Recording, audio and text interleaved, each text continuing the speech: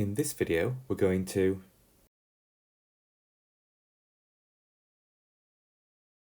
describe what reversible reactions are and show how to represent them in equations.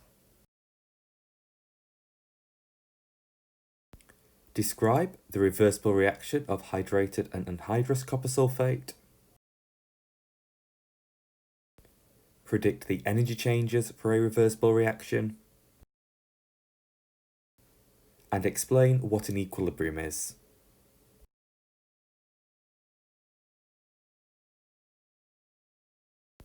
A reversible reaction is one where the products of a reaction can then react themselves to produce the original reactants.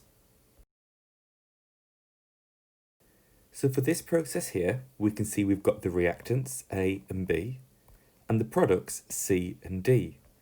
We know this is a reversible reaction because we've drawn this type of arrow here. This type of arrow represents a reversible reaction. So what we're saying can happen in this process is A and B can react together to form C and D, and then C and D can react together to go back and form A and B. So the products of the reaction can react together to form the original reactants. This is an example of another reversible reaction, and this is used to produce fertilizers. So the nitrogen and the hydrogen can react together to produce the ammonia. However, the ammonia can also react with itself to form the hydrogen and the nitrogen.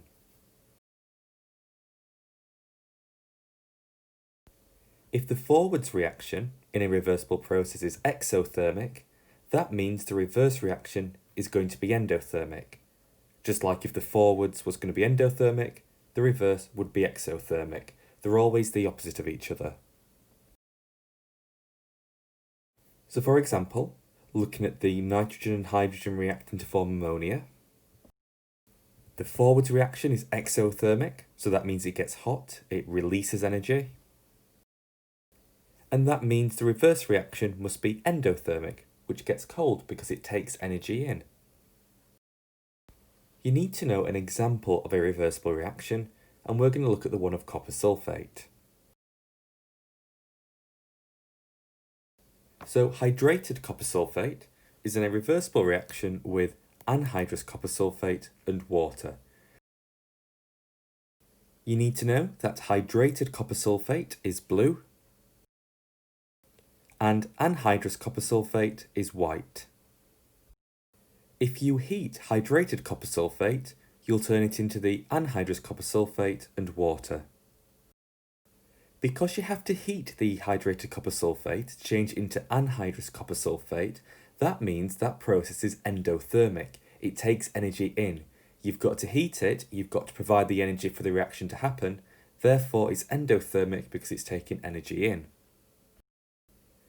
So if the forwards reaction is endothermic, we know that means the reverse reaction must be exothermic. So the forwards is endo, therefore the reverse is exo. We're now going to look at a special kind of reversible reaction called an equilibrium. An equilibrium is when a reversible reaction takes place in a closed system. And a closed system means that no reactants or products can get in or out. So for example, if you're doing this inside a conical flask and you put a lid on the conical flask, you'd have then changed it into a closed system because nothing could get in or out. In an equilibrium, the concentration of the reactants and the products remain constant. So that means those concentrations don't change once we reach equilibrium. And the rate of the forwards and the backwards reactions are the same. So this means we produce both the products and reactants at the same rate. So let's look at an example to help us visualize this process. So let's look at a general equilibrium, A and B reacting together to make C and D. Now remember, C and D can also react together to make A and B again. So in our closed reaction vessel, you can see we've got some A and B chemicals and some C and D chemicals. Now it doesn't matter that we've got different amounts of each, you won't always have the same numbers of each at equilibrium, but we're going to look at what happens now we can say this is at an equilibrium.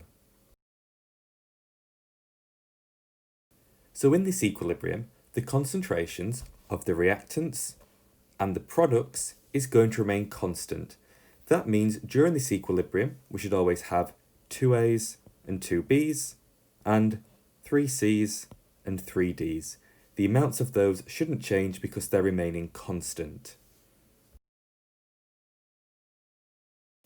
And the rate of the forwards and backwards reactions must be the same.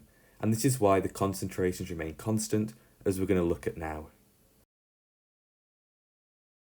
So what this means is that every time an A and B react together to make a C and D,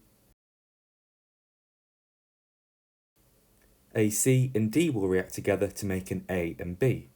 So both reactions, both the forwards reaction and the backwards reaction, happen at the same rate, so the concentrations remain constant.